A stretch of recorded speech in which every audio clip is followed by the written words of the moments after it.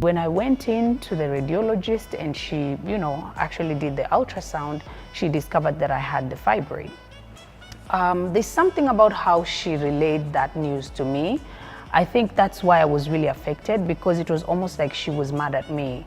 I was young, I didn't know anything about fibroids, I'd never even heard of them. And I remember she was like, how can you even get to a place where you have fibroids? You're so young. And then I was like, what's that? And she said, yeah, you have a fibroid. And then I was in a robe, yeah, because you have to wear the robe. So she just left me there. And so I had to actually just remove the robe, change into my clothes, wipe the gel off. And then I was like, okay, so what do I do next? I followed her and she said, you have to go back and see your doctor. I'll bring in the results.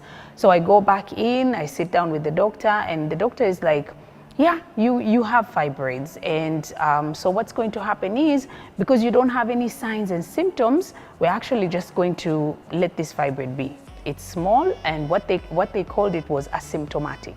So basically I didn't have any symptoms.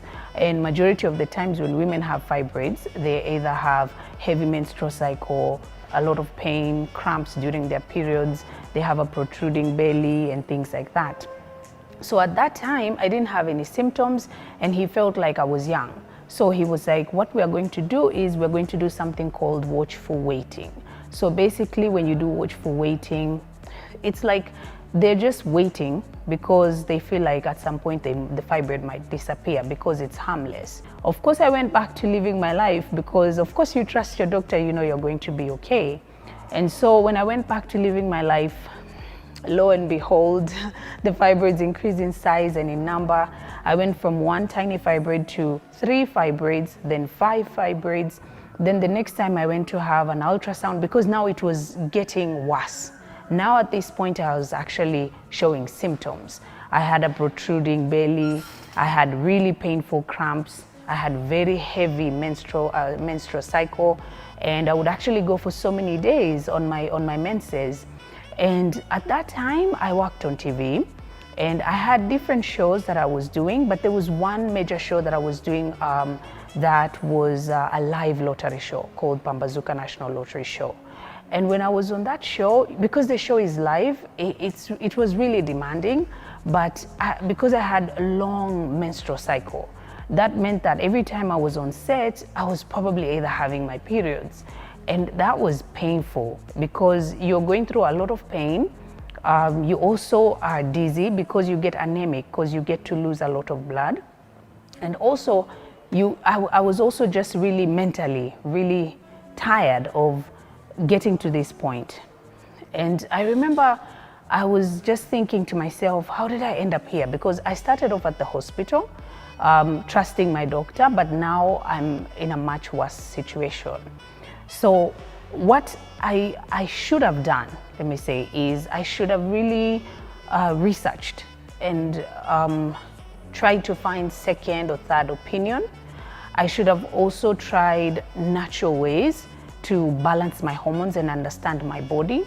But as I started by mentioning, majority of the times, anything to do with women's health, it's almost taboo talk. So it's very hard for you to find just someone talking about menstrual cycle and women's health. So because it's hard to find that, then it's actually going to also be hard for you to find a solution. And majority of the times, we don't, as women especially, we don't really feel comfortable talking about such issues. So that was the main issue at that time.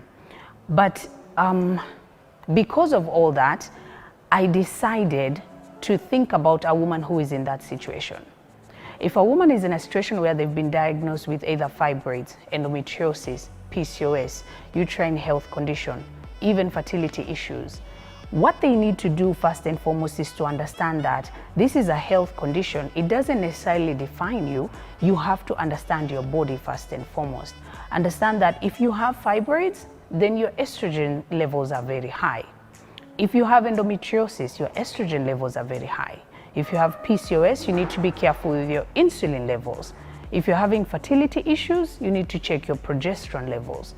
So at the end of it all, I discovered the importance of hormone health.